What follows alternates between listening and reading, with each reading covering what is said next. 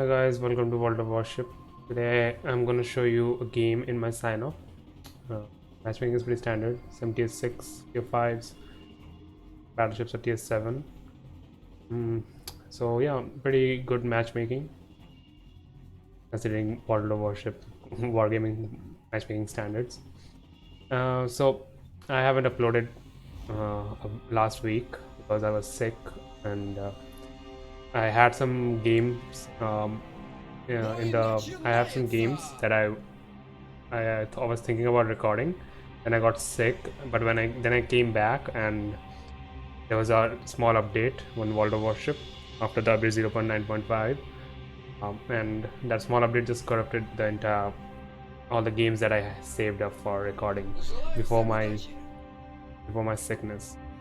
So yep, so they were gone. So yeah, so that's why I was thinking about uploading World of Warship as well as another game called Conqueror's Blade. So by any chance, if you play Conqueror's Blade, do subscribe to the channel. Expect more Conqueror's Blade content. And I will upload World of Warship 2. I'm just doing Conqueror's Blade because I've been playing the game a lot recent days along with World of Warship. And it's easier, much easier and much less stressing to record Conqueror's Blade gameplay. So I will do about like one World of Warship video and one Conqueror's Blade video a week, or two World of Warship, two Conqueror's Blade video, like that. I will make out the balance. So yeah, if you're new to the channel, do subscribe to the channel. Expect World of Warship content. I make gameplay video, instruction videos, and expect more World of Warship videos as well. As well as if you are interested in Conqueror's Blade, do subscribe too. If you're new, expect Conqueror's Blade videos too. So yeah, a lot other than the sickness, the week was okay, and I had this game. I was just trying to have a game that I can show up after all my game file were lost, and I was trying different ships, and I was playing with Sinop later on at the end of the day, and it was pretty okay. So I thought like this will work. So here we are. And first I spawned in the center basically, and it's a tier 7 matchmaking. So I saw like already like King George, and I thought the King George 5th, which is on my right, will go on the D flank. So I headed for flank A, but he came here, which I'm not complaining, but having equal amount of battleship on both sides is a good thing. So yeah, the Dallas got deleted on the enemy team pretty quick. So yeah, you kind of expect that if you be aggressive with Dallas, because it's a floating citadel basically. You get hit, you get citadel. So I thought I saw the enemy sign up. I aimed for him because he's the biggest threat for me right now. Because once he's pow into me, other than HE, my AP won't do much. And if we have the same health, we have a good chance killing each other. So I started aiming with him first because he's the biggest threat for me on this flank, and he's showing broadside as well, and he's easy to aim. He's big and bulky, so I aimed for him. I shot again, and first I thought I will go like all the way to the left flank. 12k hit, pretty good. No citadels though. I thought first I will go to the left flank entirely on A, and then push on that narrow area, because one of the enemy DDs are dead, and the other DD that there is on the D flank. So it's pretty good to push up, and I saw the Congo going kind of broadside, so I was aiming for him. So I was thinking where the Congo is pushing that flank, that area, but then I stopped because enemy is pushing hard. So I thought, why not farm, and they're coming up going broadside, so I don't have to do anything. We have the cap for now, so I just stopped and start farming. But then I saw the King George pushing in, and the Congo is pushing in too. So I thought, yeah, positioning on the left flank will be a good thing, and I saw my Farragut pushing in, so I thought pushing there would be much better strategically rather than me being here, because once entire enemy team, if the entire enemy team go right, I won't have much to do, and unless they push on the left flank, I will have good shots. But if they if they turn like the sign off is and go away from this left flank, I won't have much to shoot for. It was kind of stupid and risky to push like this, but I have the King George and everyone was aiming at him at the first, so I thought I will get with it. And I was kind of greedy too to get a spanking to Congo because he's pushing hard, and I wanna kill him or have him damaged pretty well. And I know Congo can do a huge amount of damage on my broadside, but he's not aiming at me. The cruisers are. So I was greedy and kind of stupid. Pushed like this. But with the Congo, it worked out okay. And I start focusing Congo, shot him. But he is not doing broadside, he's kind of angled. Still got 13k, which is pretty okay. Then I got into this island, which kind of outline outside me from the Congo. And I thought Dallas may get the kill, but he will get a lot of damage in because he's fighting a battleship with a close range. So I thought he may kill him, and if he don't, I was thinking about going right, push hard, and finish the job. And I don't know why the King George was shooting the islands. Never ask logic from World of Warship players, especially battleship players. So I was blowing the horn hard so I can get to the Congo and kill him before he dies or he do a lot of damage to our Dallas and kind of get the kill. But Congo is almost dead. Dallas did a good job of him and killed him with the fire. And I was turning, so now Congo dead and the D dead.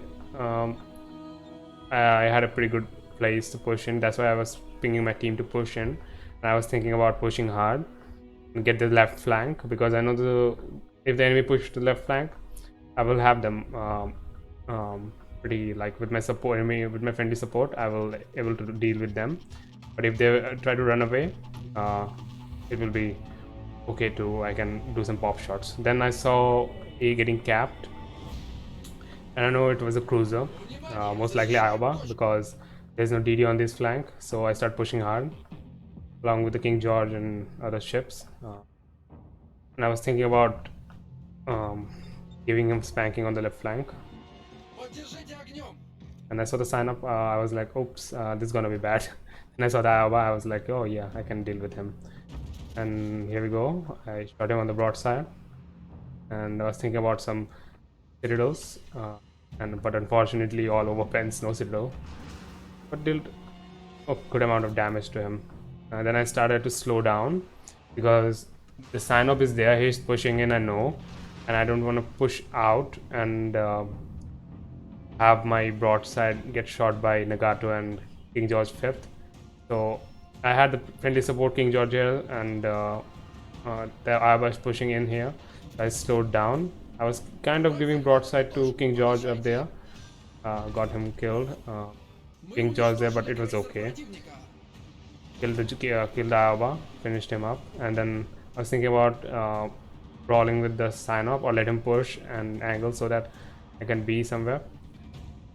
But sign-up is clever. He's not going to come into us and commit suicide. He started turning, but I don't know why the Dallas start pushing like that so hard, because he's facing battleships and a flanking cruiser, so he died pretty quick. And I saw the Montecoculis, and so I don't have anything to shoot, and so I start focusing him, and he's a cruiser. If I manage to get him a settle, that'll be pretty good for me. Sign up, run away because he knows that it is coming, because the more battleship than he can deal with, and his Nagato and King George are not pushing, so it's clever for him to run away like that. And the Cyclone is coming in too, so I was kind of afraid to push in alone, because what happens is in Cyclones you don't want to be caught alone against enemy team, because your team won't be able to support you because they are far away. So I was thinking about pushing in. I saw King George and Nagato following me in the back, so I felt pretty confident pushing in. And then suddenly Sano popped up and he was getting almost broadside, which I was happy to give him some citadels and spanking. 22k, pretty good amount of damage. Then I saw enemy team pushed hard on C and capping it. Our team performed pretty okay on D. They didn't lose the flank completely, but they didn't have the cap. So I know I have to do something here. Kill this battleship here, deal with them, and hope my team will deal with other cruisers and battleship, whatever in the D side there is. Sinop start pushing in. King just spamming him with HE and killed him, which I was happy about. And I was